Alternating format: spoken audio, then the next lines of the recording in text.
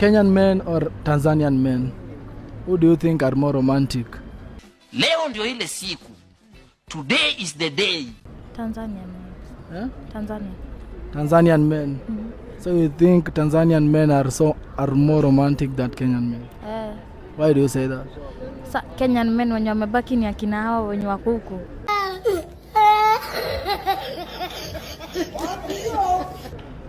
These people are foolish.